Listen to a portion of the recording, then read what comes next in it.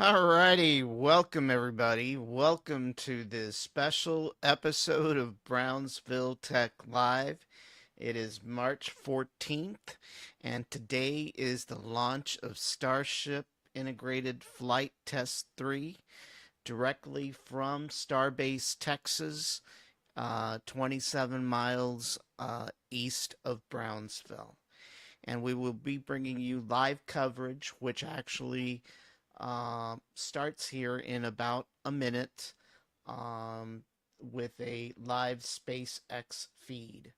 So bear with us here as we wait for the actual live feed to come up with SpaceX. So we're here just waiting for that, and we are uh, like I said, we're here to watch the launching of Starship here at Starbase. Um, for those of you that basically don't know, you can actually view the launch on Brownsville uh, techlive.com.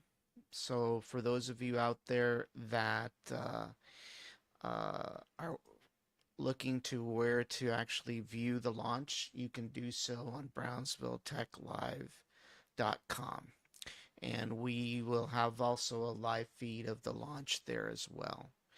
So just to give everyone an overview of what's expected today, basically the mission map is basically what you see on this screen there.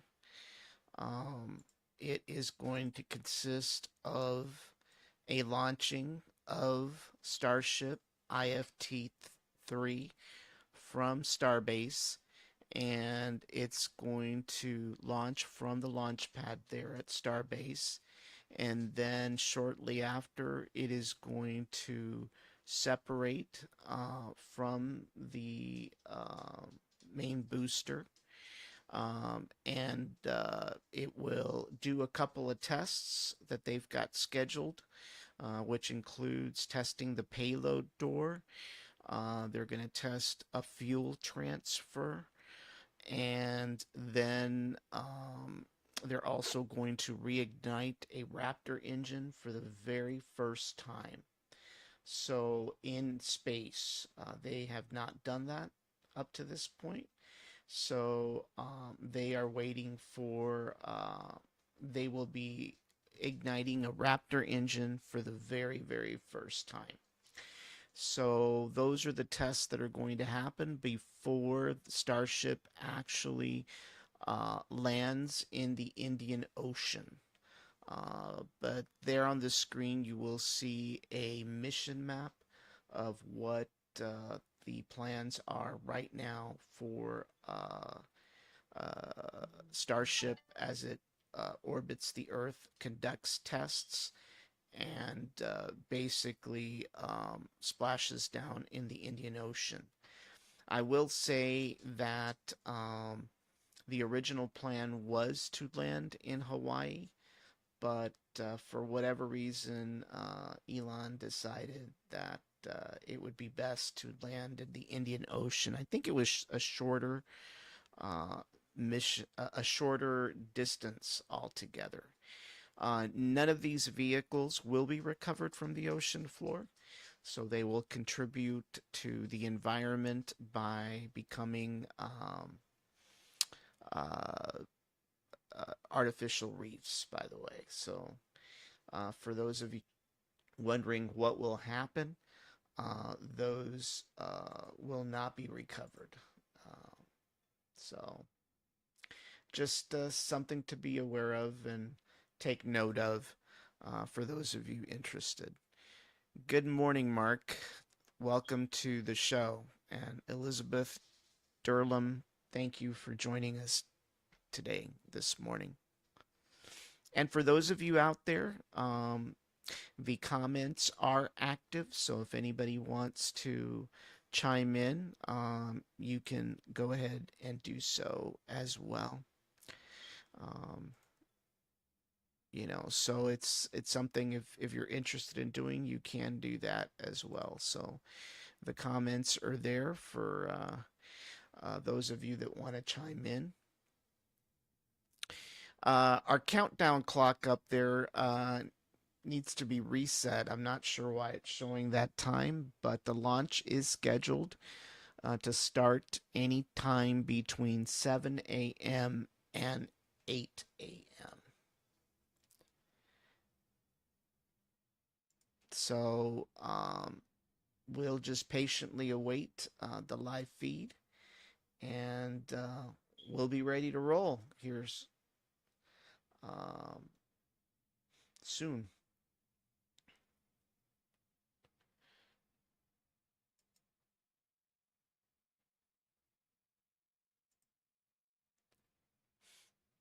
So for those of you that are out in the water right now, basically there have been some advisories that were put out earlier. Those advisories are that if you're within these areas, it is forbidden for you to be boating out there. So anybody with regards to that needs to be aware of what those advisories are at this point. Um, with regards, thank you, Frankie, for joining us today. It's a good thing you mentioned what the weather is going to be like. And of course, there is our weather map. So let me go ahead and flip to the other screen so you can not necessarily get covered up there. But basically, the weather was projected to be in the 70s and slightly cloudy. So I know that last night it was pretty. It was pretty. What you call it? Foggy out there. So I don't know if there is still a lot of fog out there, but basically the visibility was not good last night based on some of the cameras that we were monitoring. Welcome, Ramiro, to the show. I know you're watching. Uh, it says you're saying that there's almost zero visibility right now at SPI. And of course, prop load has not begun yet, and that it's real foggy. So basically, the weather right now is, um, it is really foggy out there. So just something that for those of you that are traveling to SPI right now, you want to go ahead and make sure that you are very cautious of the fact uh, that it is foggy and it's going to take some time to get out there, and we don't want anybody having accidents right now. So um, just be aware that there is some thick fog out there. So, like I said, we're still waiting for the live feed from SpaceX to come about. So while we do that, apparently uh, Ramito is saying that Elon mentioned that the weather is about 70% good for go launch. So I assume that I don't think the fog is going to necessarily be a factor as so much as I know that the wind was one of the concerns. Um, was that it was going to be very windy out there. So that is a factor with regards to the wind. So hopefully it won't be too much of a factor. But the winds are actually projected to actually drop down. They were going to get as high as, I believe, like 20 miles per hour as of 2 o'clock in the morning. And then they were scheduled or anticipated to drop down to about 11 miles per hour once the launch once it got closer to the launch. So yeah, So basically, that's the uh, news right now is that it is foggy and it's slightly windy right now. And like I said, we're still waiting for a feed. So as soon as we've got a live feed, we will definitely bring it online. Um, they are they were supposed to start at the live feed was supposed to start at 6:30, so we're still waiting for that. So back to the mission objectives. Um, Once again, for those of you that are just joining us, um, the mission objective. Well, let's go back and talk a little bit about those boaters out there. As I mentioned, there was a Marine bulletin put out earlier this week of what's allowed and what isn't allowed. So, for those of you out there that are planning to be out on boats on the bay, this is the area that is currently forbidden for any boaters to be out there during the launch. It is signified in yellow. Anything with regards to the blue areas, you can be out safely on your boat in the blue areas, but anywhere in the yellow zone, you are not allowed to be anywhere in that area due to the launch. So, for any boaters out there that may consider going out in this area, please don't. There's the high likelihood you're going to get injured or arrested, one of the two. So please stay away from the yellow zoned area if at all possible.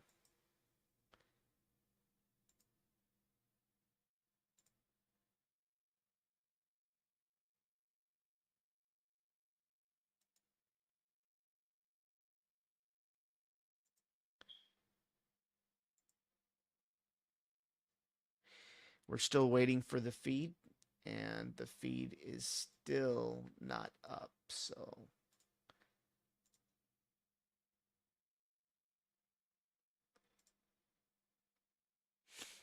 So basically, like I said, if you're thinking of going out there on a boat, just be conscientious of what is anticipated. So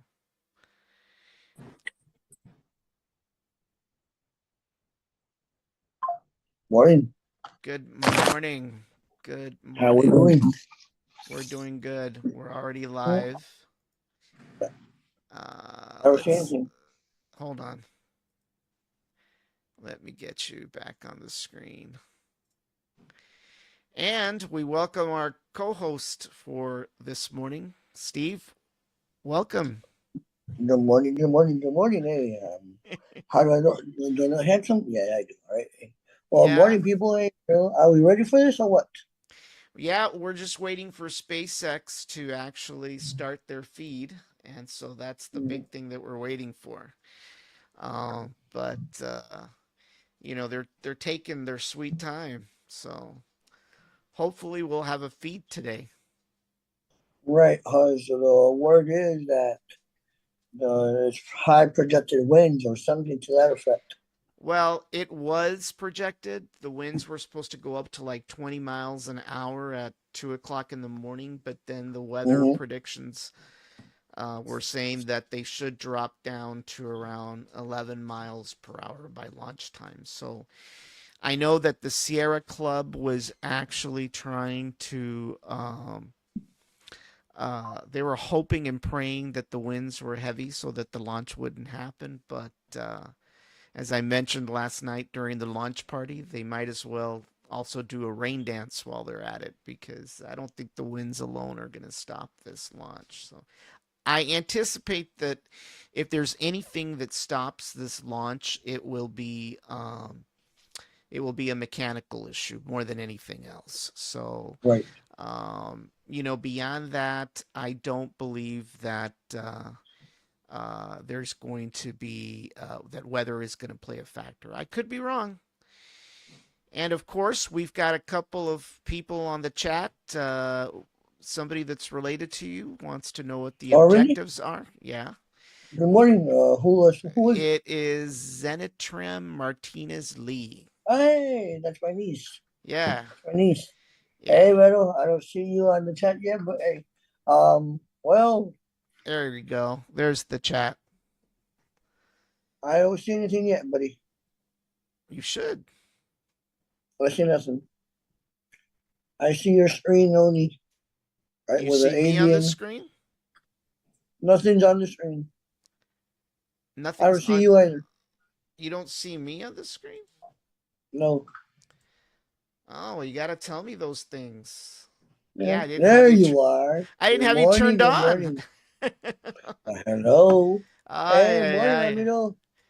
Objectives. The objectives is all right. Dan, you wanna Yeah, I'll go elaborate? ahead. I'll go ahead and put those on the screen. I'm going to go through a few more comments here.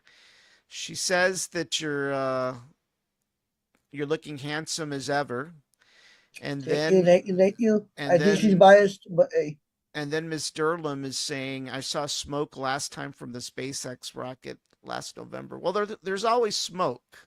In fact, yes, yes.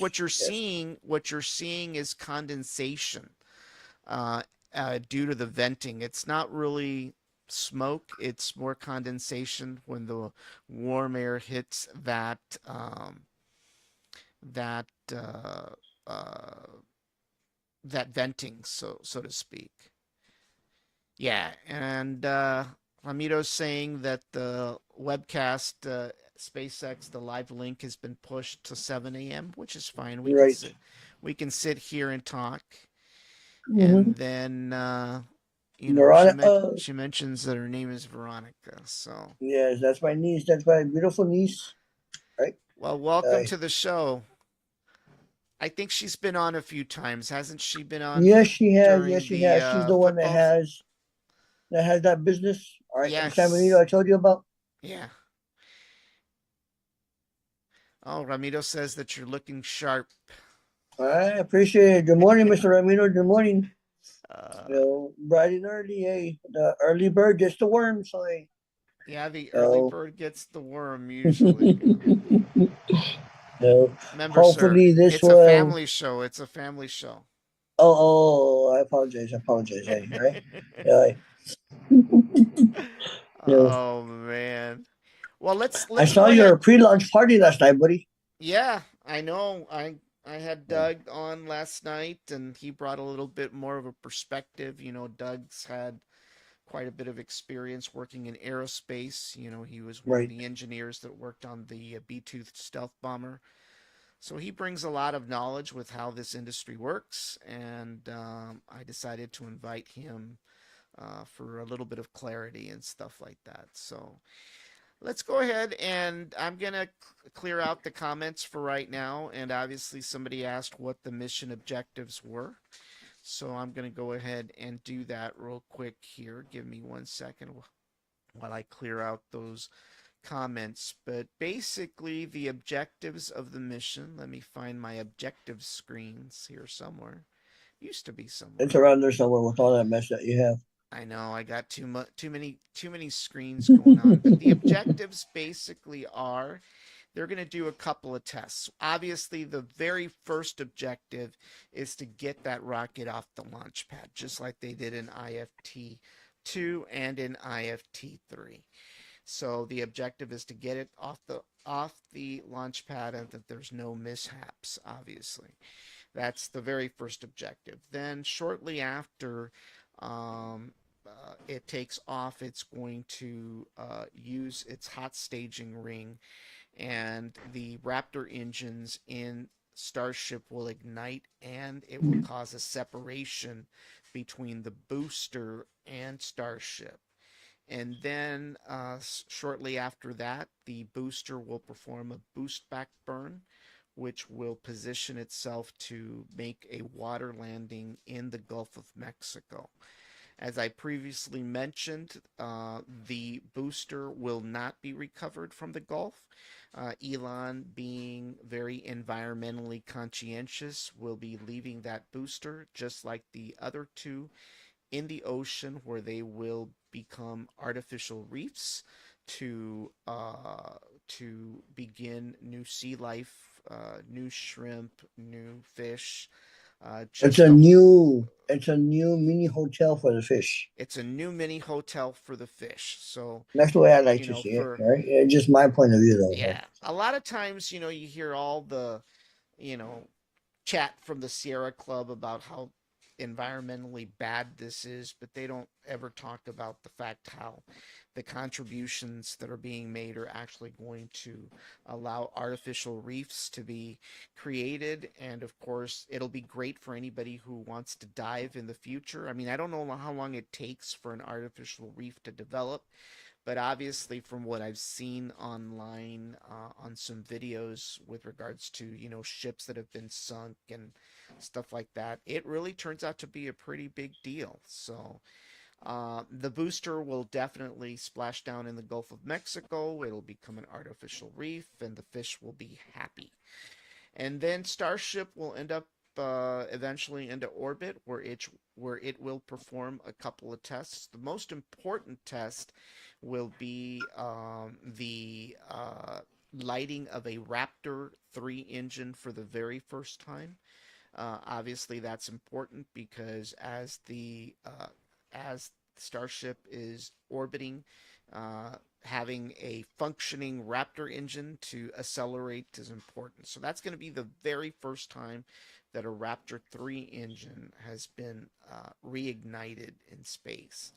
Then the next important objective is to attempt to do a demonstration of a fuel transfer, and that is in support of the Artemis lunar mission, which SpaceX is a part of. SpaceX has been subcontracted to provide the lunar lander piece of Artemis. If you recall, NASA is building their own SLS rocket, but that rocket basically consists of a booster, a second stage, and a capsule. No lander. Uh, Unlike the Apollo era, where you had a spider-like uh, lander, the lander will be an actual Starship module. It will be a Starship that will land vertically on the moon and take off on the moon. So it's important to test the transfer of liquid oxygen and methane, because one of the objectives is to establish a a fuel refueling point. I keep on A talking gas gas. refueling. All right. So, I know, I all know. right. There's no gasoline, but a fuel refueling point in lunar orbit, and that is to provide fuel and propellant for the Martian missions. So that's going to be pretty important. It's one of the very first times that an attempt will be made to transfer fuel from one tank inside the rocket to another. And then the third objective is going to be the testing of the payload door. During IFT-2, the payload door was shut, and today they're going to test the opening and closing of the payload door. And the payload door, for those of you that are not familiar, is the door where typically they Hey, would I want launch to cargo. interrupt you. We're being live streamed by Mr. Olivo also. Yes, I know that he was Yes. going to live stream our feed this morning. Thank you Uh, very much, Frankie. Thank you. Thank you, Frankie. You still owe us breakfast and a night at the condo. And one of his followers says, "Good morning, Senior Frankie. Good morning, Mister Figueroa. Good Yeah, morning." It's a yeah, former buddy, well, a former soldier. All right, yeah, still a good buddy of mine. All right, Staff Sergeant. Hey, what's up, Fig? No. yeah. Frankie owes us a weekend. It'll be like the weekend at Bernie's, but we'll call it the weekend at Frankie's. As long as nobody dies, we'll be good. Right? Definitely. It's Now, one of you my. said IFT. You want to elaborate what IFT stands for Oh, those of us that aren't? That's a different language for some of us. okay. IFT stands for Integrated Flight Test, and basically, this is the third integrated flight test. All right, good. So basically, that is what we're conducting. There was actually two additional flight tests done earlier last year. One was in November and one was in April. April 20th was the first integrated flight test of Starship. There had never been one attempted to be launched before.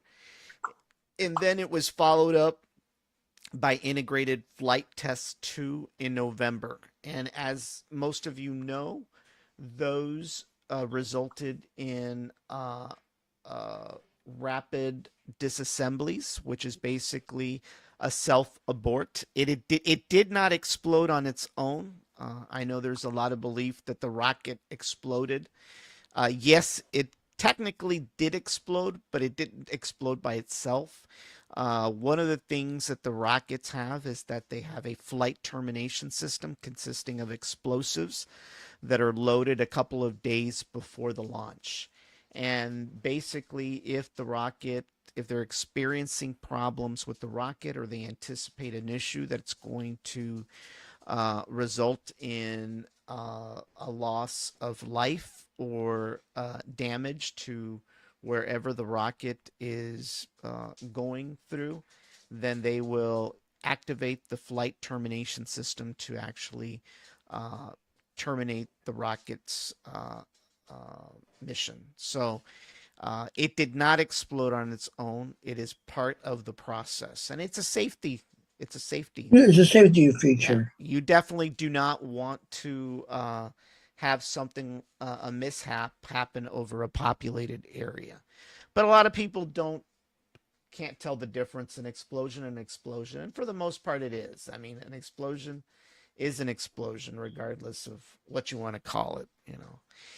So those are the objectives, and obviously the last thing that's going to happen once the payload door is tested. And by the way, there was some rumor that there was actually a couple of Starlink satellites on board, and they were thinking that they were going to attempt to actually launch those from the payload door. But the last thing I heard was that they were not going to do that for whatever reason. Their main concern is to ensure that the payload door opens and shuts correctly, because Right. obviously that's going to be a factor when it comes to Starship re-entering through the atmosphere. Hmm.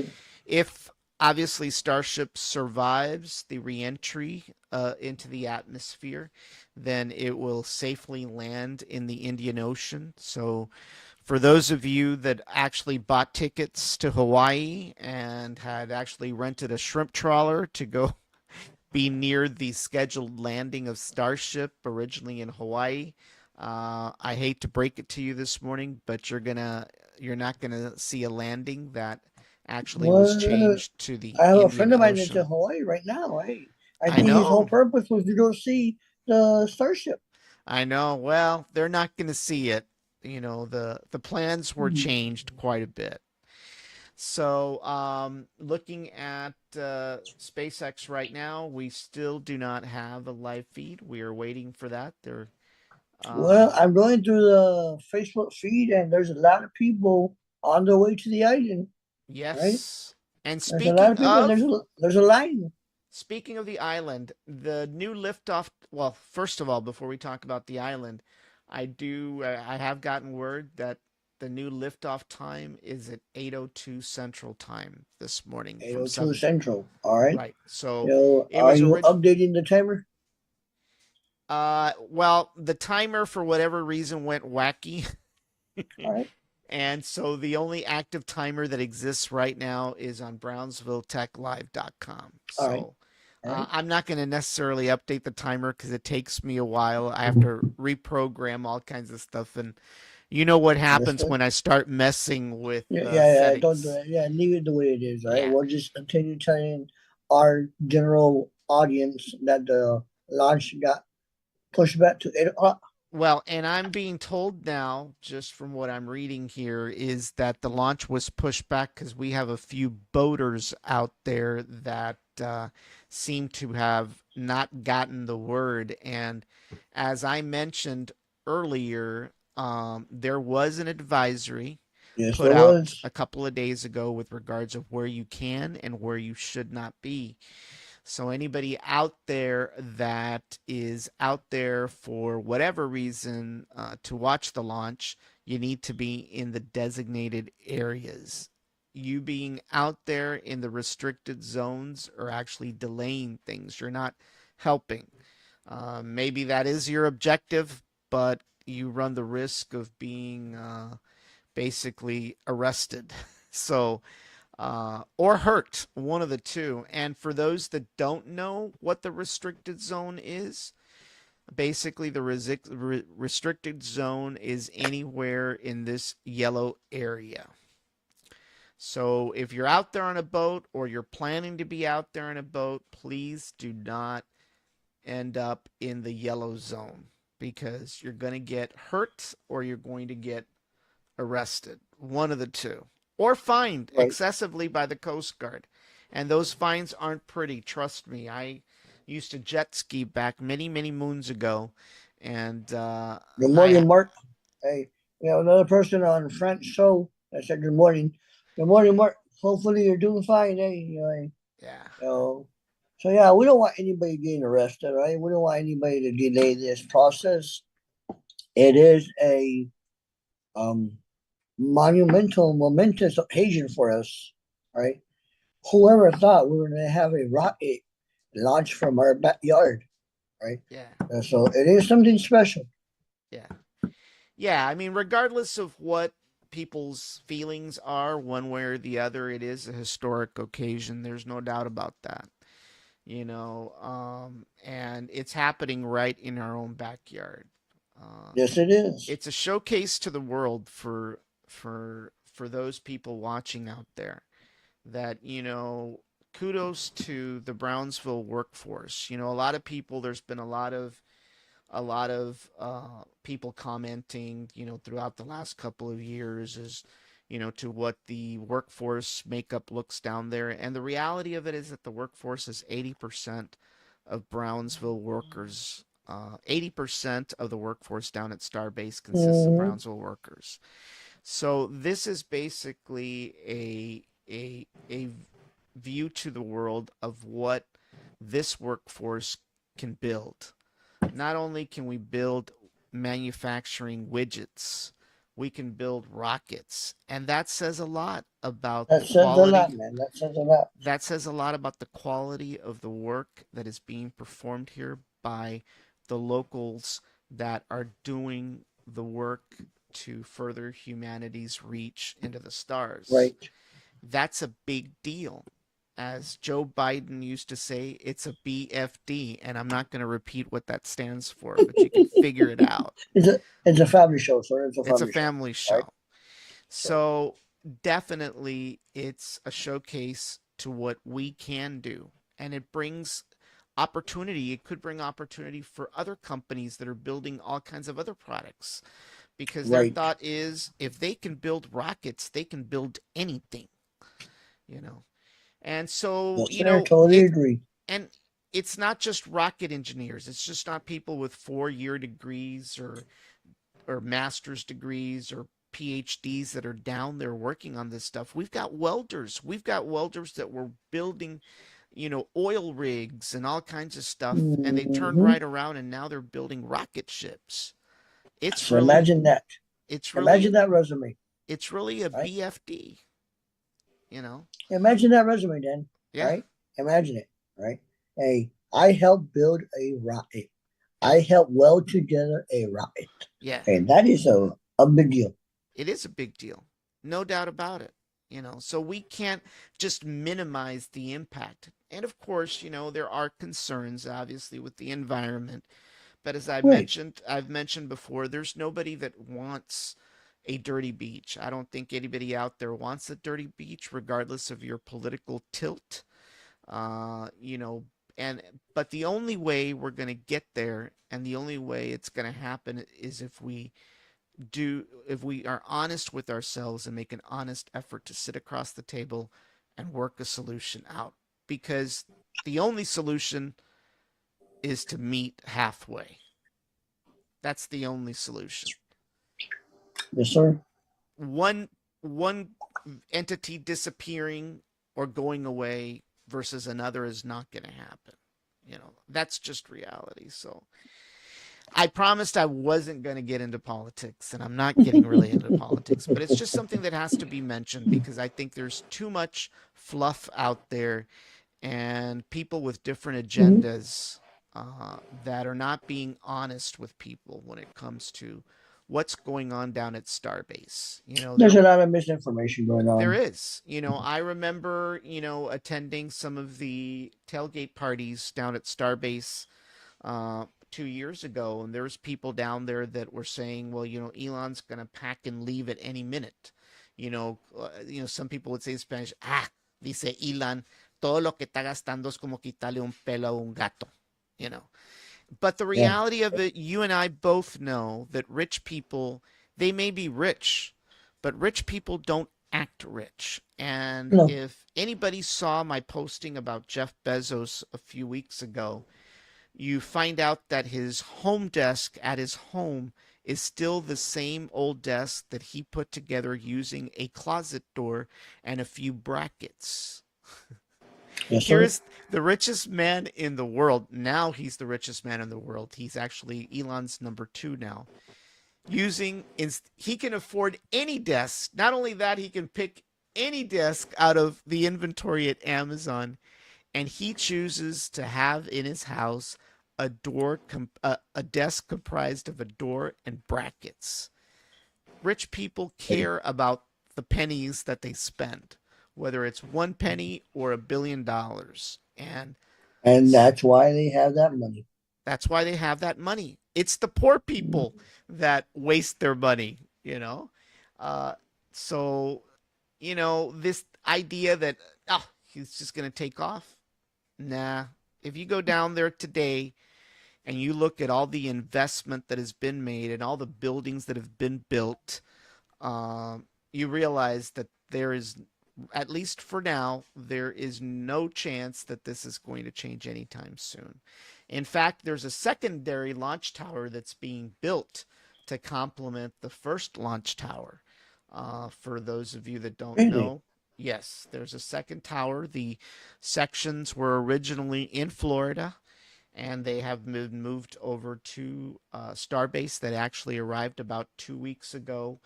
Um, 2 weeks ago via the port of Brownsville. There's also some liquid nitrogen tanks that actually came last week as well. I at first thought that they were liquid nitrogen tanks for the LNG plants that are also being built down there, but I was Right. told Right. There's another afterwards, factory being built down there. right, I was told that in fact those were specifically for SpaceX. So a lot of investment, a lot of hardware is coming from Florida down to Brownsville, primarily because this is going to be not just the research and development site, but also the rocket manufacturing site. There's a big rocket factory being built down there as we speak. So, a lot of And exciting that is things. no other, and that's money for the economy.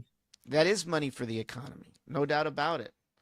We don't stress that enough, and maybe we didn't talk about it in the past enough, but it's definitely something that is happening. It looks like the time now, the launch time is shifted to 8:10 Central Time, 10 minutes later than the last projection, and that is Okay. once again due to boats that are out in the area that And you're getting this information. You have boots on the ground or what? no, I'm actually getting it from SpaceX. All right. SpaceX. Yeah. So right now, that's the issue. We've got boaters out there that obviously didn't get the memo.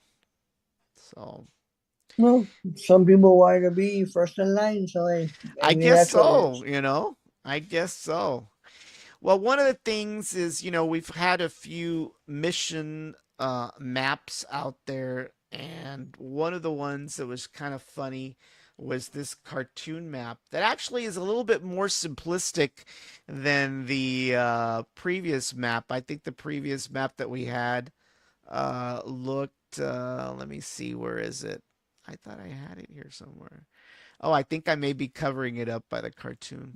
Yeah, I like the other one. I like the other one better. All right. right? The other one looks kind of cool. And we Yes. can Yes. actually Hey. go through that while we wait on SpaceX. But let me go ahead and pop up the expanded version because I'm getting older and I can't see very well.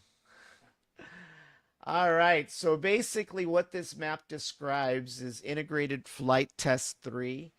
And the very first thing, the very first objective is the first step, which is at liftoff. So basically, at liftoff, Starship will ignite with full 33 Raptor engines fully ignited on the Super Heavy booster. It will produce up to 16.8 million pounds of thrust. And for those history buffs out there, what does 16.8 million pounds look like? Well, for those who were around during the 1970s, which Steve and I were barely 1 and 2 years old at that point, so we don't remember any of this. But it's 120% more thrust than the Saturn V, which originally placed men on the moon, and 90% more than the current SLS rocket that NASA is building. So, this is the largest rocket ever built and ever flown in the history of mankind. So Uh, once again, history's being made. History is being made one way or the other. Then, about 52 seconds into the launch, the Starship will reach max Q, and that it stands for maximum dynamic pressure. It is the highest peak of mechanical stress that the rocket will experience during flight. It is the most critical piece.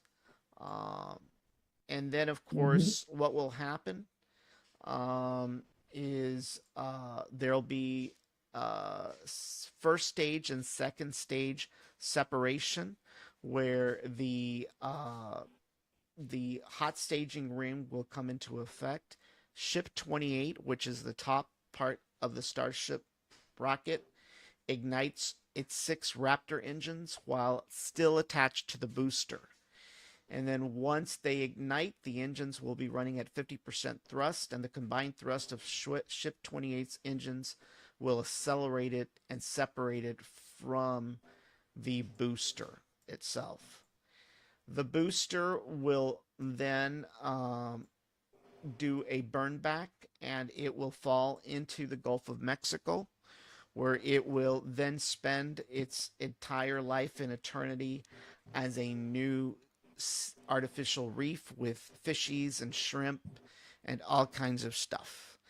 I Uh, believe it's a planned development center that's going on, right? Like, that's right. you know, that's a That's planned right. development center that Elon is helping out, the local fishing industry, right? That's So right. That's right. And then about 11 minutes, well, actually, the engines will be at full throttle until Starship engine cutoff. That will occur eight is there any minutes. way you can make that screen bigger? I can try, Hmm. but I think it would cover us. Let me see. That's Let right. me. I don't think people want to see us anyway, or they just want to hear your They right. don't. No, nobody wants to see us, right? They wanted to see what the Starship is going to do, and that's what the show is all about. There How we about go. there? It looks a lot better, yes, sir. Oh, the All other one right. was I was squinting my eyes. I know I'm an old man, but I mean, what does it say there? All right. Well, Right? I increased it there. So basically, there will be Starship engine cutoff at about 8 minutes, And then once ship 28 reaches orbital velocity, all 6 Raptor engines will shut down. At about 11 minutes into the launch, the payload door test will start. That means the payload door opens and they will test the door for the very first time. This is the world's largest PEZ dispenser in space. And basically, as you know, once at once in full capacity, they'll be able to launch 31 satellites from that payload Woo. door Imagine at that, man. 31 satellites at a time. So 24 minutes, excuse me, into the launch, they're going to initiate the propellant transfer mode. This is what they call the tipping point. It is responsible for NASA's Artemis HLS milestone demo, and it needs to transfer 10 metric tons of liquid oxygen from the header to the main tank, which is the largest ever transfer of cryogenic propellant in space. Imagine that. Yep. And then the seventh step, 28 minutes after the launch, there will be the payload door will close and they'll start preparing for re-entry. The door must be securely shut for Starship to actually survive re-entry. So Isn't that your that's job to close that door? All right, don't forget to close the no. door now. All right. Mhm. All right. All right. Usually my phrase was don't let the door hit you behind the ass on your way out. You know, that's when I was getting rid of people. So, All right. So, like, this door will shut. All right. So yeah. remember, close the door shut. And then, of course, 40 minutes into flight, the Raptor in flight relight demo will start. That is the first ever relighting of a Raptor engine in space and will demonstrate the ability to reliably deorbit Starship. With the expected low orbit, the duration of the burn will probably be only a few seconds for an actual deorbit burn. The ship would need to yaw 180 degrees first. And then the next step, 49 minutes into flight, will be, hey, Doug just woke up. Hey, Morning, Doug, Doug. welcome. And then, of course, reentry will occur 49 minutes. It will be the final test of the third Starship flight that will demonstrate the ability to control Ship 28's altitude for reentry and maintain control during the hypersonic fiery descent through the upper atmosphere. And then in 1 hour and 2 minutes into flight, Starship will be transonic. If Ship 28 survives reentry, it will decelerate from 20 to 8,000 kilometers per hour. For those of you out there, that's 22 times the speed of sound to subsonic speed in just 13 minutes. And subsonic is the speed under supersonic, by the way, for those of you out there. I And I then I, I don't speed, so I don't know. Right? I and just then me of know. then of course an hour and 4 minutes later, an exciting landing will occur using the flaps to maintain controlled flight. Starship heads towards the Indian Ocean in a very high-speed belly flop, and basically it may explode because there still will be a mixture of methane and LOX, but it will possibly explode on impact into the ocean, and it will remain in the ocean forever and ever. So, so that's basically the mission map in its entirety. Like I said, there is another map. It's a cartoon. We're not going to go through that, obviously, but somebody decided to do a hand drawn mission map, which kind of explains things a little bit more in layman's terms, You you know, know. I understand this one a lot better than the other ones. All right, to be honest with you, right? Like, you know, so this is in layman's terms. I understand this one a lot better. Right? Yeah. I'm checking up the SpaceX feed and see if it's on. Nope, we're still not on. So that's not us. It's SpaceX that is actually we're waiting on. And so we'll just sit here tight while while it happens. So that pretty much. Let's go ahead and see if we can hone in on a few webcams that are actually out on the island right now. Right, there They should are be some not, webcams. yeah, they are not our webcams.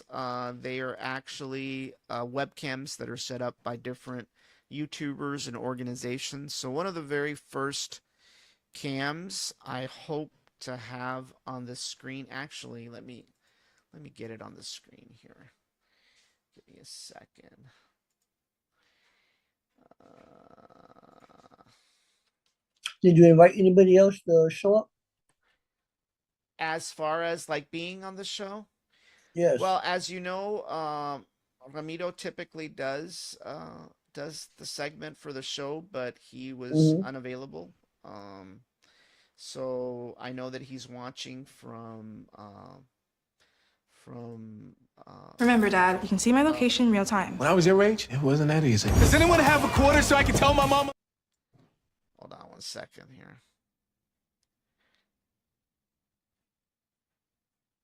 Yeah, What are you trying. promoting?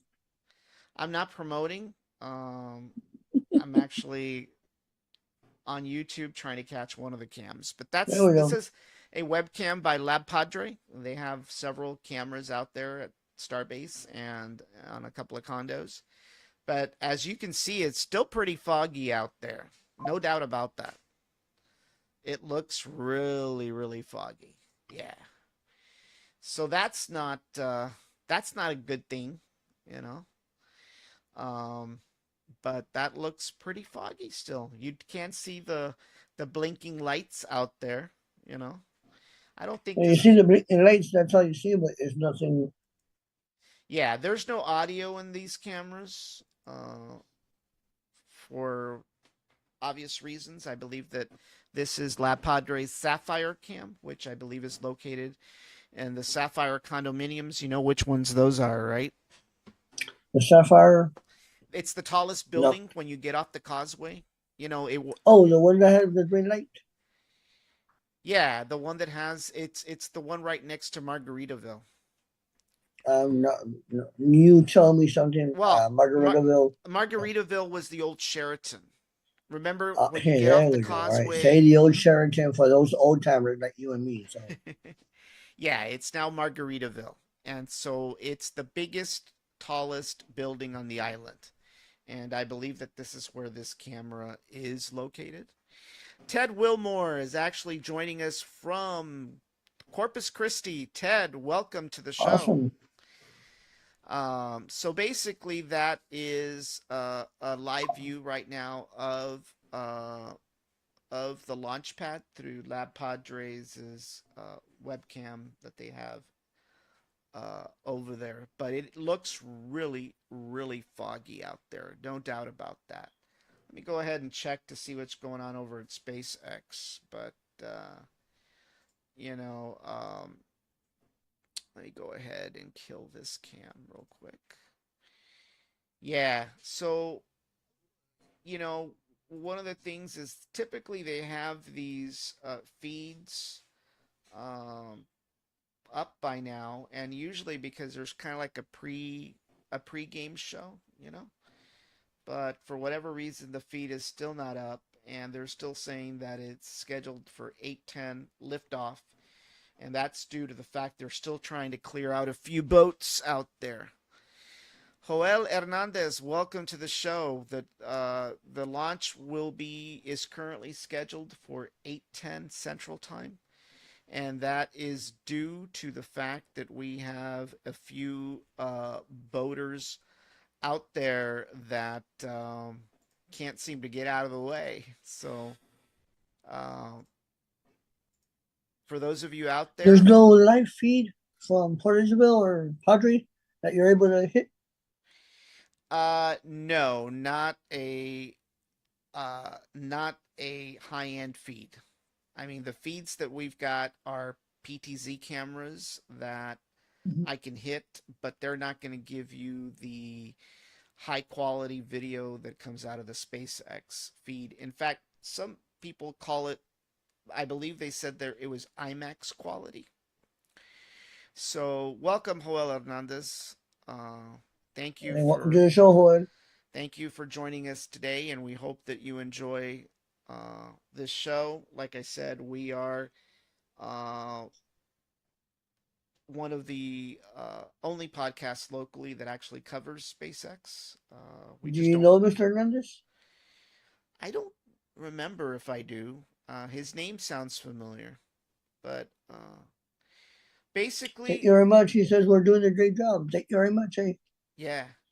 Basically, there are a lot of YouTubers out there, and there's those that come down to specifically cover the launch, and then they go back home, typically, right? But Right. we're a local podcast, and we cover SpaceX regardless of whether there's a launch or not. And the launch doesn't necessarily have to happen, um, here in Starbase. It could happen in Florida. It could happen in California. We cover it all. So Yeah. we're There's just out. another comment by Mr. Wilmore. You want to read it? Yeah, he's saying, will the fog affect anything other than visibility?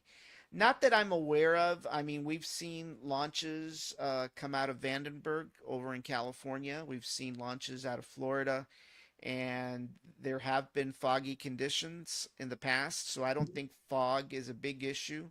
I think the biggest concern at this point was with regards to the wind. That was a big deal with regards to the wind. In fact, that was probably one of the hopes of some of the folks that didn't want the launch to occur, was that they were hoping that the wind was strong enough to actually abort the launch. But basically, we've got our Starbase Weather Center up on the screen, and as you can All tell, right. the biggest issue is the wind. The Starbase Weather Center, basically, the highest wind peak was going to be at about 2 a.m. this morning, which was going to head up to 20 miles per hour. But then by launch time, it would actually die down to about 11 miles per hour, which is pretty normal for our area. So I don't think fog will necessarily abort this mission. I think wind may be a factor. If it was raining, it would be a factor. And obviously, if there's any kind of abort for whatever reason, there's also launch windows starting tomorrow through the weekend. But while our Starbase Weather Center has been a little bit more positive when it comes to the news, some of the other weather sites out there were projecting up to 40% rain starting tomorrow and through Monday. So there is a possibility that if um, there is an abort, that the launch will be delayed till sometime next week. Once again, we don't anticipate weather being a factor. If there's No. anything that's going to abort this launch, it'll probably be a mechanical issue of some sort on the rocket itself, because you just don't know what's going to happen the moment that this rocket takes off. So, or attempts to take off. So, let's see what happens. I mean, there's definitely opportunities to abort the mission. We hope that it doesn't happen.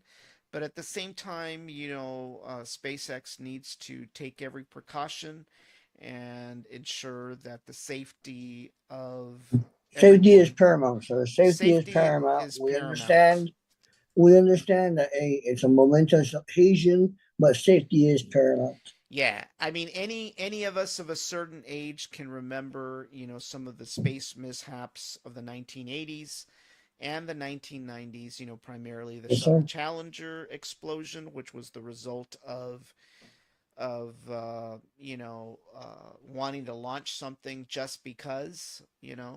And of course the disintegration of shuttle Columbia back in the 90s due to a piece of foam that hit the leading edge of the wing that caused hot gases during reentry to occur. In fact, last week there was actually a concern when Crew 8 was launched to the space station via Dragon capsule. There was a delay in the launch because there was a crack that had developed in the seal of the hatch.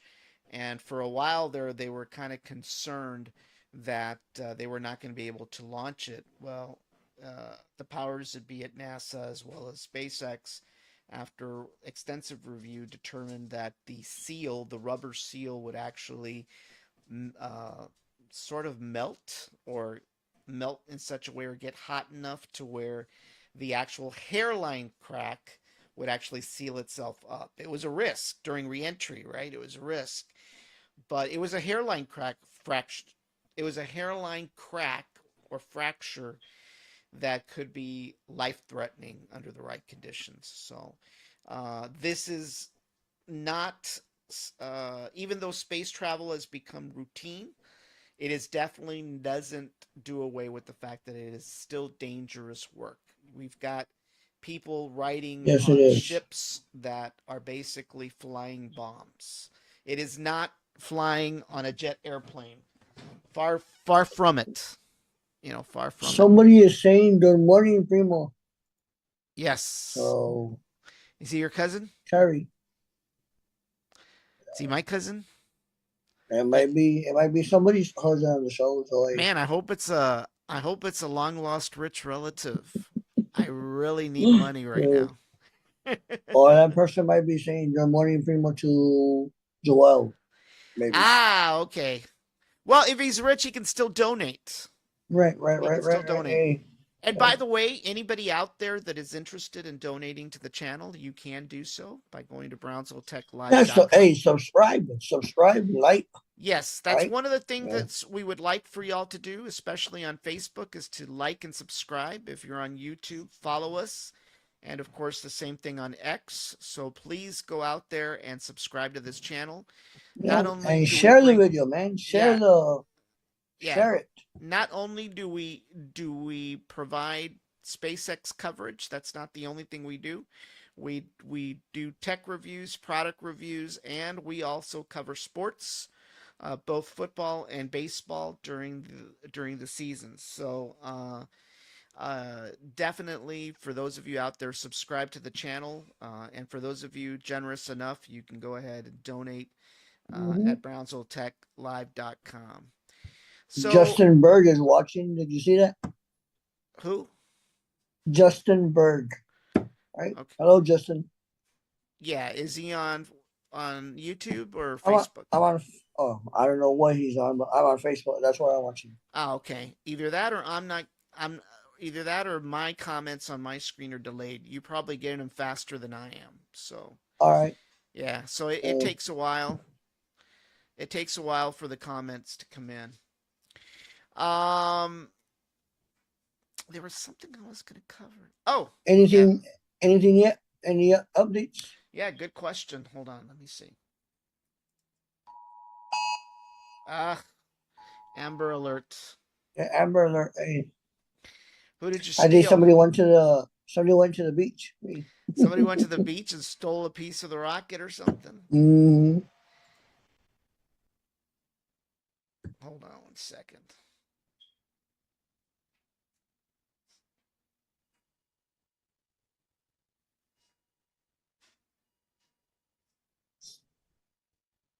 no updates yet. No updates yet. I'm still clicking. All right.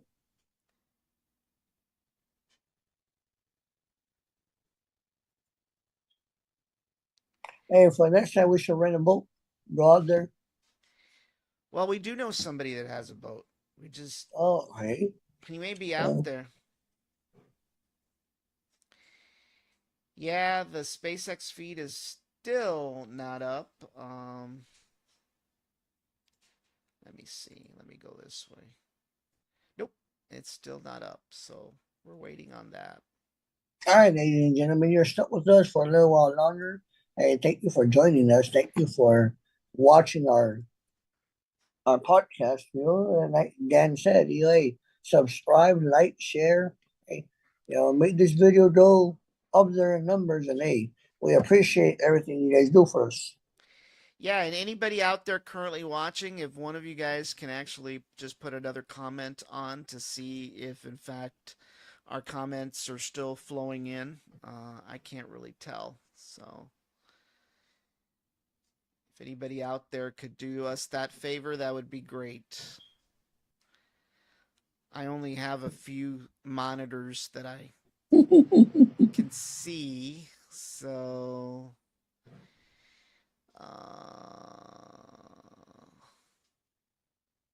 huh, hold on one second. I see your timer automatically adjusted. On the portal or the Yes. Before you had 15 minutes on there, now you have an hour, 4 minutes. well, somebody must be an angel because I didn't do anything. Hey, there we go. Hey, what's up, Manny? Manny's watching. I wonder why I'm not seeing the comments on the heck. It's the aliens. I guess you know what? I better just turn them to auto. I'm actually controlling them, which Oh, yeah, turn around, maybe that will help. right? It's the Let's. aliens that are watching, see? Yeah. Are What's up, you? guys? Manny just sent up. Morning, Manny. Hey. Oh, there's Manny. I Yeah. see him now. I All see right, we him on go. the main screen.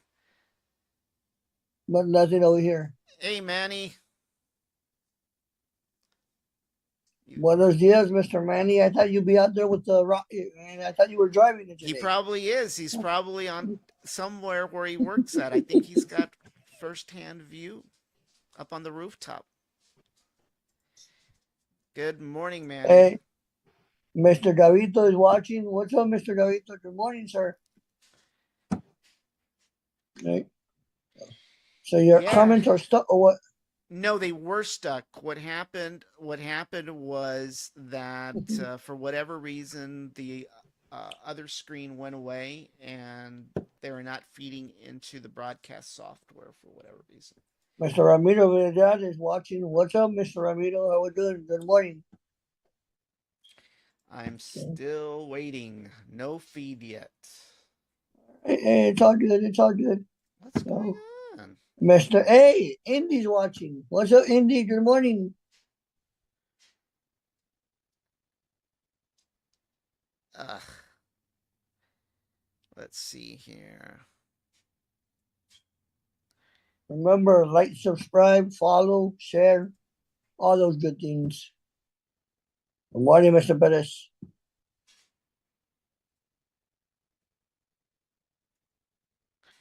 What is it? I thought I had turned on the auto. It's the aliens, I'm telling you. Good morning, Indy. There you go. Indy is our solar panel guy. For anybody Yes, out he there is. that is wanting to get solar panels for their house or their business, look, Hey, we've got a Oreo. visitor. We've got a visitor. Oreo. My puppy Oreo. I hope he doesn't have to go out. That'd be horrible. Well, that's probably what he's telling you. Right? Yeah. Hey, Oreo. Hash brown woke me up at 6:30 in the morning. That's why I was a little bit late. Yeah. Yeah. My puppy woke up early. Hey, Lux. Come here. Hey, Tai Tai. Oh, my dogs. Here, and here's Ty. Yeah, he's big. Yeah, he is big. The last time I saw that puppy, he was a smaller puppy. Yeah, he's big. He's the troll of the family. Reports. Check it out, man. If it's solar panels from my car, it would work better than the current electric vehicles. Well, I haven't driven one, Manny, so I'm not really sure. You know, I know there's a lot of people out there with Teslas, but you know, I drive too many places and too far to rely on an electric vehicle, you know. But I know a lot of people do, you know, and they're somewhat happy with them, I think, but Ramiro, let's see. He says reports coming in that boats are going into the restricted areas. Yes. There is, yep. Once again, for those of you out there on boats, get out of the way. There was a bulletin that was put out a few days ago and a map that Yes, told it you was. exactly where you can and can't be. So these boats need to get out of the way because two things are going to occur. One, you're going to get hurt if anything falls off that rocket, a tile or whatever. And or number two, you're going to get arrested or you're going to get Yes. excessively Or fined. a fine. And I have received those fines and they are not pretty. So for those of you out there, it is not something you should be doing. For anybody out there, Ooh, yep. yes, they're going to get fried like a pork rind in hot oil. Definitely. You know, I don't understand why people would be out there in those zones. Maybe they didn't get the memo. Maybe it's the Sierra Club. If I had to my guess, it's probably the Sierra Club. That decided, well, Um, if we can't stop them with a lawsuit, let's get some boats out there. well, you got, oh, well, we won't even go there, right? But, you know, Well, I mean, look, they're trying to stop. They're trying to. I don't blame them. I mean, they're trying to do whatever it takes to do whatever it takes to, you know, you know, we know what the objective is, right? So, we have Mr. Antonio watching. Hey, Mr. Antonio, good morning. Thank you for coming to the show. You know, so there's yes. several people watching. So basically, one of the things we wanted to go through is the fact that there was a license that was issued out. For those of you that don't know, it was issued out yesterday at 3 o'clock in the afternoon, and it was a license issued by the FAA for the go ahead to launch Starship this morning. So this was granted by the FAA at 3 p.m. There was By some. the United States Department of Transportation, sir. That's right, Steve's employer. You didn't have to go that way. Prop So load just began, Dan. Prop load just began. prop load Hey, just began. Mr. Hernandez is back. Mr. Hernandez, hey, nice to see you back. And I'm still clicking and no live feed yet. So All right. So prop load, just what does that mean? Prop load. prop load means that they're propellant load. Okay. So Yeah, that they're means loading. that somebody's loading the propellant, Yeah. with the gasoline can or a diesel can or No, talk to no. me. They've got actual tanks out there with pipes that actually feed the rocket. The So there's no propellant. monito out there going up there and loading it one by I one. don't know if there's people physically on site while the propellant is being loaded. I would hate to be one of those guys out there. Why? They get paid a lot of money. Well, I know, but there's always risk, right? So, one of the things that I want to go through, and I hope this time we're able to do it. I know that we weren't able. Well, we were able to watch the video a couple of days ago during the first lunch party that we had back on Sunday, but you mentioned you couldn't hear anything. But I think I solved that Right. problem. So I All want right, to put it up. so See, I want see to if it go works. ahead and see if it actually works. But let me go ahead and get back to the screen here and clear out the chats for right now. I'm Are not you clearing seeing it. your chat is being doubled? The same chat twice? Yeah, the software does that every once in a while. So I'm not too concerned about that. What Uh, happens is the auto feature does that. uh, Manny says liquid oxygen is being loaded into the Starship, so it looks like everyth's still a all go. right, Yep, here we go. Here we still go, a Manny. go. Hey, good job, Manny. So Thank you let's for go that let's go information. ahead and just minimize the chats for a little bit and we'll go ahead and watch that video All right, now everybody, is there be a video of a previous, right? Yes, it's going to be a video of IFT number 2. All right. And let me know, Steve, if you're hearing anything. But I think I fixed it. All right. Yeah. Well, Keep in when you mind say that you if fit something, keep, hey. keep in mind that if Steve doesn't hear it, it's not a problem because as long as everybody else does, we're good. Yeah, that's all that matters. So hold on one second while I minimize the comments real quick. All right, so let's go ahead and start the video.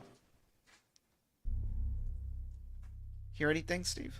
Attention all operators on countdown 1. This is What is it with? go Okay, for Yes. flight 2 okay. of Starship.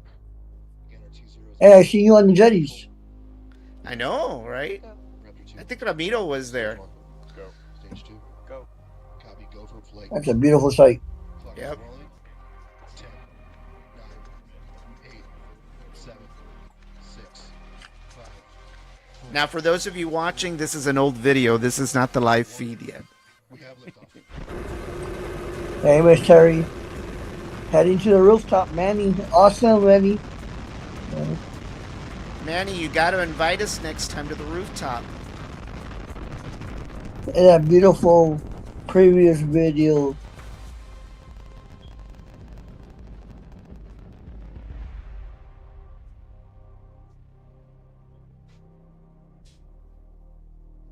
Is there any audio there? A little bit. The problem is that the audio comes and goes. All right. I noticed that. Especially if you're on Wi-Fi.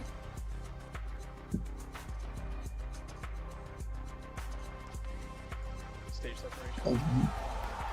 There we go. That's just beautiful.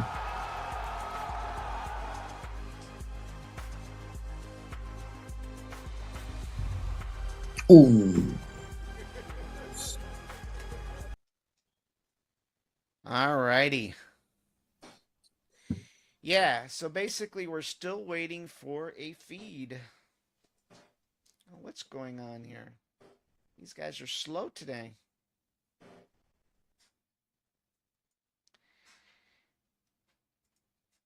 Well, remember, hey, it's a process.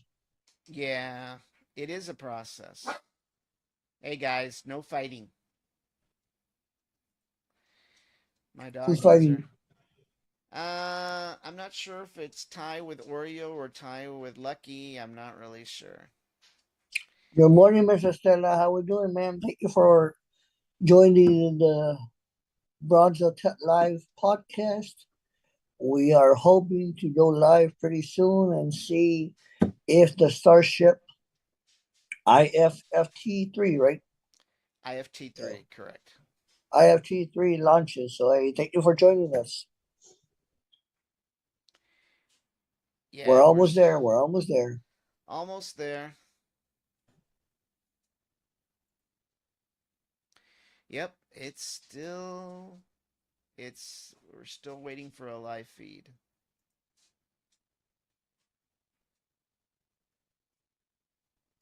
Well, it's pushed back for an hour. Will live feed be available anytime soon? Do you know? Do you think? I hope so. The last time, Typically, how early did it come up? Typically, what will happen is it will come up. It will come up within 30 minutes before, typically.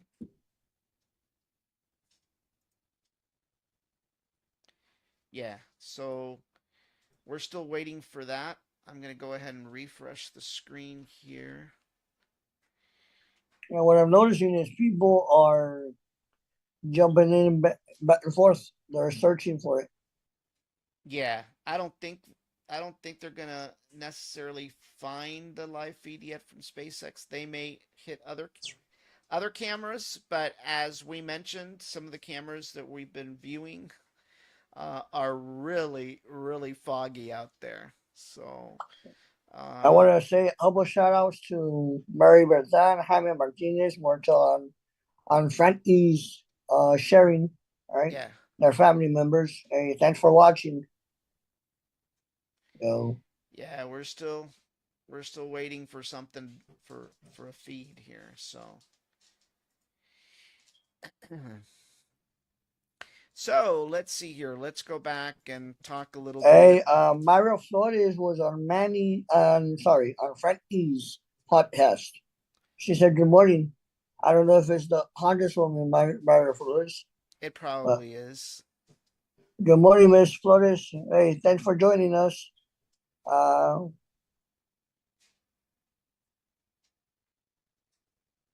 John Priscilla Mora, there's a glitch, but I don't know what they're referring to. So Yeah. interesting. Yeah. So So those of you that aren't familiar with, basically, where did my vertical comments go? Oh, there we are. There's the comments.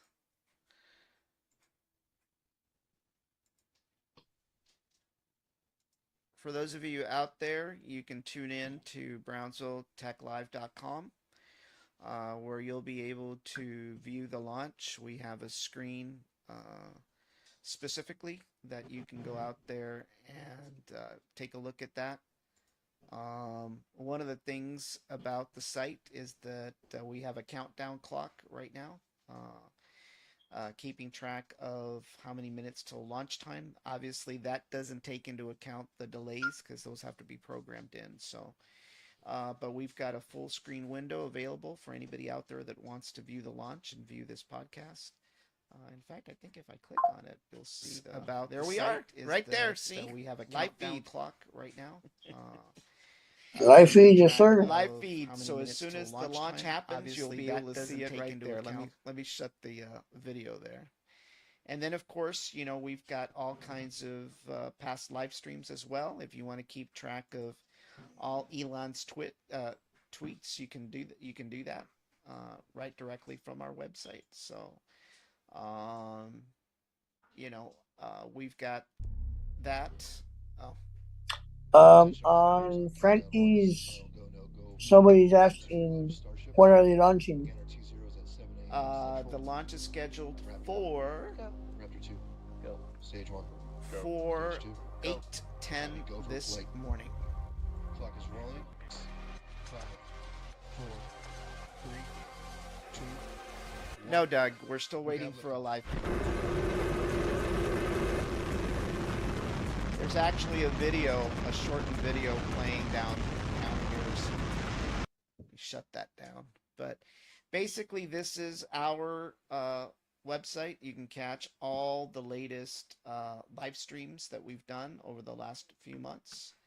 You can catch those as well. You can catch all of our Facebook posts as well that we post on a daily basis.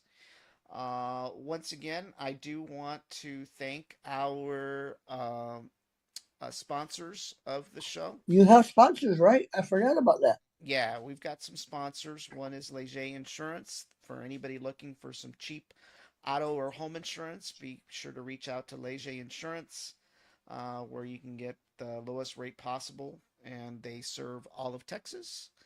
And for anybody who's interested in getting a gun permit or a license to carry permit, you can reach out to Bayview License to Carry, where they offer LTZ classes and gun usage classes as well. So you can reach them by clicking on the appropriate links there as well. So I want to thank our sponsors today for sponsoring and supporting this show.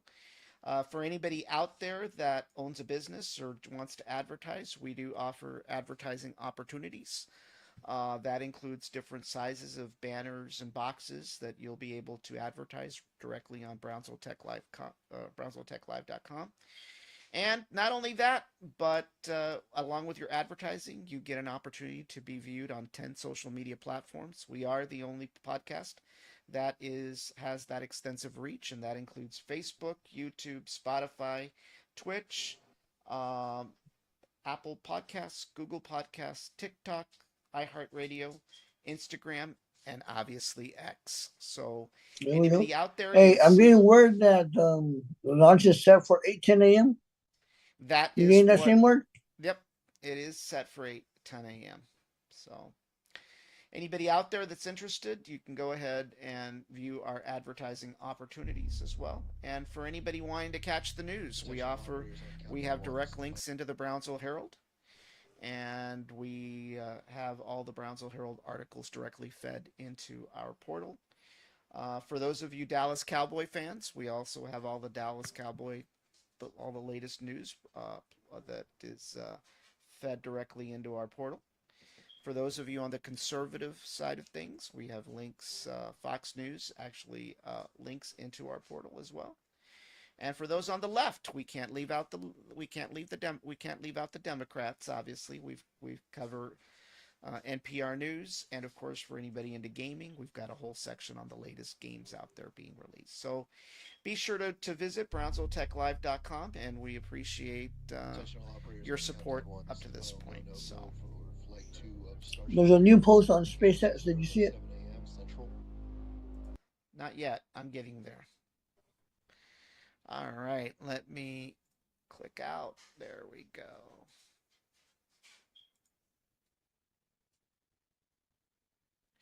Yep, we have a link. Let me set it up real quick here. I guess I should have done that, right? What's wrong with me? It's all good. It's all good. Hey, that's why you have a co-host. I All right, know. keep you on track. You know, God. Why did See I- on your screen is the latest and largest vehicle developed to date by SpaceX and in the world ever. Compared to Got audio but no video. Hold on. Right. All right, so we're gonna go ahead and do this. Live feed. Do this. Mr. Riyad says SpaceX is live. Yes, it's audio, no video, right? Yeah, right now I've got both on my side. I haven't released the screen yet. Hold on. I'm Mr. getting there. Espinosa, good morning, sir. Welcome to the show. Thank you for I- joining us. I only have two hands, guys. Hey, you're an alien, aren't you? You're supposed to have more than two Well, hands. I'm a cyborg these days, but not so much an alien. All Mr. right. Wilmore is back. Even Hey, though- Mr. Wilmore. Even though our motto is an alien, you know. All right, here we go, guys. Let's do this. All right, and What are we watching? we are Merlin watching engines. a live Now, feed. next, Starship executed a successful hot stage separation, powering down all but 3 of Super Heavy's Raptor engines and successfully igniting the 6 second stage Raptor engines before Separation, the Super Heavy booster successfully performed its flip maneuver and initiated the boost back burn. However, about 30 seconds into that burn, it experienced a rapid unscheduled disassembly, or RUD. That's SpaceX speak for an exciting end to the booster's journey. The likely cause was determined to be filter blockage, where liquid oxygen is supplied to the engines. So we've upgraded hardware inside the oxygen tank to improve filtration capabilities in our boosters, including the one that's out on the pad today. Vehicle breakup occurred more than 3.5 minutes into the flight, about 90 kilometers over the Gulf of Mexico, so well away from people. Now, on Starship, the 6 second stage Raptor engines all started successfully. By the way, at the comments separation, are still and open everything for was anybody going wanting to normally chime in in. the ship's climb to space until about 7 And minutes into the Ramiro, flight, if you can when we confirm began that a you're planned hearing vent audio, of that would be excess great. liquid oxygen propellant. To simulate the mass of a Well, there's a lot payload of and get people future right now focused that data, I the know. ship was loaded with There's a extra lot of live propellant that we feeds on needed to Facebook. get rid of or vent before re-entry. Once we started venting, though, a leak developed that caused fires, Ramiro, which you still eventually have to cut the work even connection though you're between not the flight available. computers on the ship, and that caused the You're not 6 on Raptor vacation. engines to shut down before we You're had playing finished hooky. the full burn. That was detected as a mission rule violation by the autonomous flight safety system, Doug, which if you're triggered still out the there, you're flight still on the termination clock. system and led to vehicle breakup. Starship's second flight test nearly completed its full duration burn. They're It gonna ended say I'm at as an a hard altitude ass as of bad about as Elon when 150 it comes to kilometers employment. and a velocity of 24,000 kilometers per hour, officially making it the first Starship to reach outer space. Like the booster, we've made upgrades to Starship's upper stage based on Flight 2 learning, such as improved leak reduction, fire protection, and changing the operations to increase reliability. Now, back at the launch site, the new water-cooled flame deflector and other pad upgrades performed as expected, so the pad required minimal post-launch rework. And that's a big reason why we are ready to fly again today. The ground support systems are designed for rapid turnaround of the launch pad between flights, and the improvements we've made ahead of Flight 3 are getting us closer to that goal. And that brings us to today's test. The test profile and the burn timeline are very similar to test number 2, with one major difference. Look the at that ship will sight. attempt to splash down in the Indian Ocean rather than the Pacific. This puts us on a steeper trajectory than past flights and lets us test capabilities that we'll need for the future, like lighting a Raptor in space while maximizing public safety. So let's take a closer look at the flight test profile. Now, about 26 minutes from now, Super Heavy will ignite its 33 Raptor engines and lift off from Starbase. About 3 minutes into the flight, Super Heavy's booster will separate from the ship in SpaceX's second ever attempt at a hot stage separation. That means it'll light its engines while still attached to a partially lit booster. The ship's engines will then remain lit for about 6 minutes during the ascent before entering a coast phase. Next, the booster will perform a flip maneuver and execute a boost back burn, which, if you recall, is where Flight 2 Super Heavy experienced a rapid unscheduled disassembly. We're hoping hardware upgrades made for this flight will get the booster closer to executing a landing burn in the Gulf of Mexico. In the meantime, Starship will coast for about 30 minutes at altitudes between 150 and 235 kilometers, and the ship will attempt to fire a single Raptor engine for our first ever relight of a Raptor engine in space. And from Oreo there, the needed ship to will go head out. toward its destination, splashdown location in the Indian Ocean. I told my wife to do it. Again, if we get past a successful stage separation and a full ascent burn with the upper stage, it will be at an added altitude and trajectory below orbital, meaning Starship won't have to fire its Raptor engines for a deorbit burn. Now, one thing and it will that naturally is come back into interesting the atmosphere about no those matter what. decals that were placed on the Meanwhile, rocket, Super those are Heavy not is painted. going They're to actually attempt a landing burn before decals. splashing down into the Gulf. And while we are going to practice a landing, we aren't planning to recover any of the hardware from Super Heavy or the ship on this flight. Now, with the exception of Falcon, this is no different from what happens with most rockets flying today that are expended or fall into the ocean after they complete their mission. Eventually, though, we will land and recover Starship boosters and ships, just as we do with Falcon 9 and Heavy boosters, where we've recovered 283 to date. Starship's rapid reusability is key as we begin missions to the moon and beyond. Even though recovery is not planned, the telemetry and data we receive all the way to the end is what we're looking for, particularly with regard to the ship's temperatures during reentry and how the heat shield will perform. The data that we gather today, of course, will help us continue to build a rapidly reusable Starship for the future. Now, much like our first 2 flight tests, today also still just a test. Our goal is to gather data to continue iterating and ultimately improve Starship. That's exactly right. The primary goal for Flight 1 was to clear the pad, and we did that and got a lot of great data that helped us improve the vehicle and the pad infrastructure that you see today. The primary goal of Flight 2 was to get all the way to stage separation, which we did, and even got a little extra. For Flight 3, we've added some ambitious tests highlighted by an attempt to transfer several tons of propellant between the tanks inside Starship itself, as well as the first ever relight of a Raptor engine in space and the opening and closing of Starship's payload door. And that's what When you were Starship saying. takes astronauts Correct. to the lunar surface as part of NASA's Artemis program, it will be refilled in space by a Starship tanker spacecraft Right. before Look at that. boosting itself into a lunar orbit, like you see here. Wow. Transferring a large amount of cryogenic liquid in space has never been done That's by why it's a anyone BFD. ever. So we'll be looking to get data on some of the fundamental And I'm physics not gonna in play repeat here, what like BFD managing stands for. pressures, temperatures, propellant settling, all as we prepare for eventual ship-to-ship transfers. The ability to refill Starships once in orbit will be critical for landing on the moon and is a key technology for enabling deep space exploration and ultimately flights to Mars. Now, we're also attempting the first ever relight of a Raptor engine in space, and we'll need that capability for future in-space maneuvers and deorbit burns. It's important to note that what we'll attempt today is not a burn required for Starship to re-enter on today's test. We are intentionally flying this new steeper trajectory so we can test things like engine relights without substantially changing where we expect to splash down. And if Starship manages to make it all the way to re-entry, we will collect valuable data on the vehicle as it flies through the Earth's atmosphere at hypersonic speeds, or more than 5 times the speed of sound. We expect it'll look something like this animation on your screen with the heat shield tiles facing down. We'll use the Earth's atmosphere to brake the vehicle and then get us into a controllable regime as we go towards splashdown. Now, we did validate Starship's ability to fly and land at subsonic speeds during our suborbital flights several years ago. And gathering data on the aspects like heating and vehicle control while we're traveling way faster will become critical to eventually bringing starships back from space for rapid reuse. We'll also attempt to open and close Starship's payload door for the very first time, a capability that we'll need when Starship starts flying our next generation Starlink satellites. And there you can see an animation of what that will look like as the satellites are deployed one by one through a slot near the top of the spacecraft. So at this point in time, we are approaching T-minus 21 minutes until liftoff. Let's check in with Dan for a countdown update. Hey, thanks, Kate. Hey, everybody. I'm Dan Hewitt. Good morning. Welcome to Starbase. I'm coming to you from the Raptor's Nest, where I'm here with some of our flight controllers, also our Pad Red team.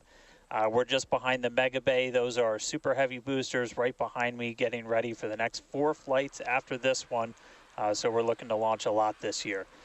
Countdown has been pretty clean so far. We're not tracking any issues that are gating us on the hardware side and the vehicle side from that on-time liftoff at 8:25 a.m. Central Time. That's our T0 right now. We primarily shifted later as we were just working to clear the range. The other big watch item today is going to be the winds. The winds have started to pick up. We're still looking to be below our limits, but there could be a hold at T-minus 40 seconds just to make sure that the winds are acceptable before we go. We are actively loading propellant on board the vehicle. You can see by the frost line starting to build up. Looks like we're about 80% on the ship main tanks right now and a little over 60% on the booster. Now, Starship uses liquid methane as its fuel, liquid oxygen as its oxidizer. Both of those get cooled down to what he means by cryogenic temperatures, so several hundred degrees below zero. And if you followed along with our previous 2 flight tests, the prop load timeline today looks a little bit different.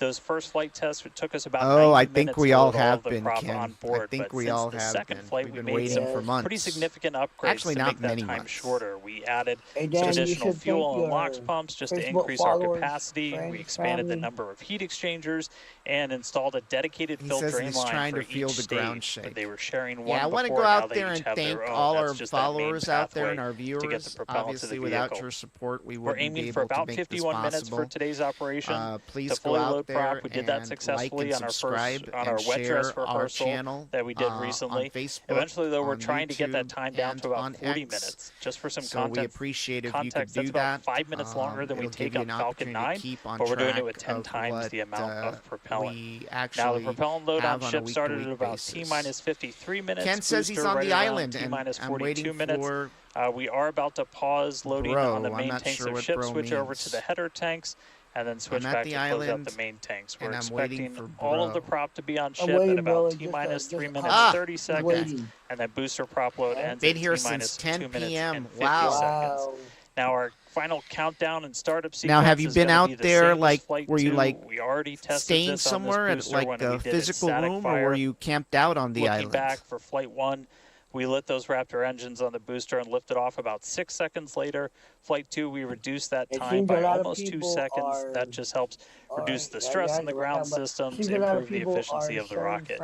But right now, we're just about to pass 18 minutes away from launch. Frankie Winds, was again, sharing they're off still of looking mine. a little bit marginal, so we'll keep an eye on those. We're not working any other technical issues, and the range is expected to be green. Actually, if we he can't did, make Ken our says he test did today, both. we He have backup camped launch and he got a opportunities in room. the coming days.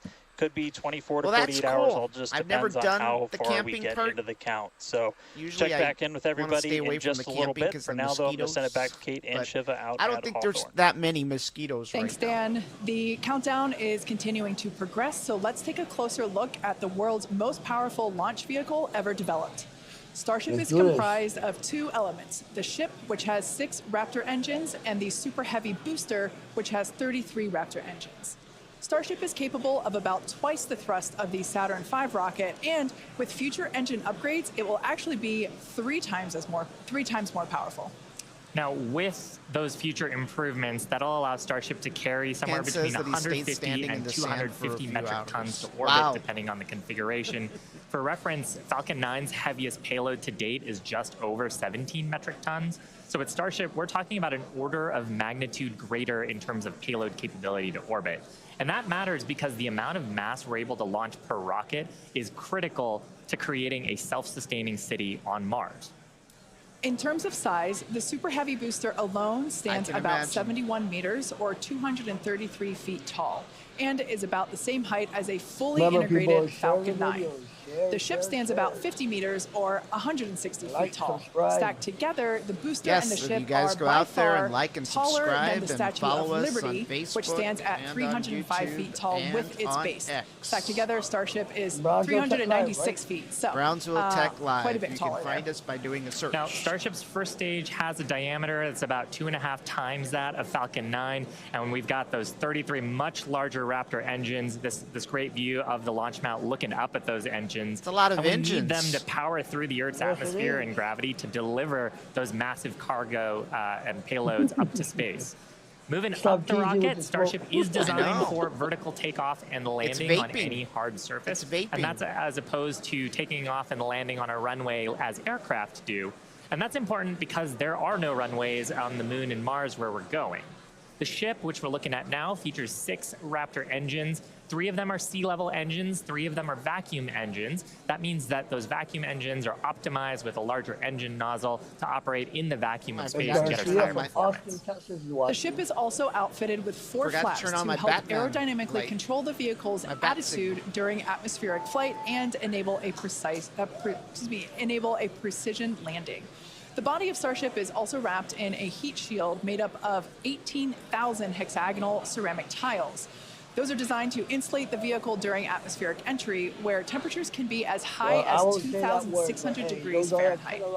One of our test objectives Yeah. today is to verify how Starship systems Well, and you thermal know, for protection us, this system is the tiles Super perform Bowl during for reentry. space nerds. And in between the first and second we do a stages football is show our and hot we stage, get which really is excited critical and for pumped our up about newest the Super Bowl. separation technique, which we saw But in action this during is the flight second test best 2. thing that happens. Yeah, that was a pretty exciting first for our team. Hot staging had never been done before as part of a reusable space transportation system, let alone on a vehicle with the size and power of Starship. Now, at about liftoff plus 2.5 minutes, the booster shut down most of its 33 engines, leaving just 3 of them running, and then the ship simultaneously ignited all 6 of its engines. Some clamps separated, and the ship thrusted away. Hey, That Mr. was the Jaime. first Thank you for watching, in-flight Mr. test Jaime. of the heat shield, and we were able to gather a ton Mr. of valuable Martinez data is about watching. hot staging. We One of my maximize the family vehicle's members. performance by leaving 3 first stage engines on, so gravity can't rob us of precious velocity, or at least not We're almost as there. much. We're almost there. Hot staging almost also there. helps to ensure the ship's liquid propellants are at We're the about bottom to of the shake, propellant tanks, rattle, which is and where we roll. need them to be in order to quickly light the ship's engines. It also reduces risk at stage separation because it creates a passive staging system so that physics will be doing the work instead of mechanical parts Hopefully some pushing of the two spring stages breakers away stayed from each other. sober last night so Ultimately, they could hot go staging down there could to increase watch it. Starship's It would payload suck to if they orbit slept capacity through by this. 10%, which directly translates to more payload and more people to the Moon and Mars. Now, the first stop will be the Moon, and the SpaceX team has been hard at work proving out all of the systems necessary Leo to make that Granado possible. Critical put a systems for comment. propulsion, life support, and even the elevator that you see Hey, here, Mr. Leo. which will take crew and cargo from the Starship hatches down to the lunar surface, should be are working. currently in He's at development. work. And the data that Oh. we gather from each test flight helps inform their design.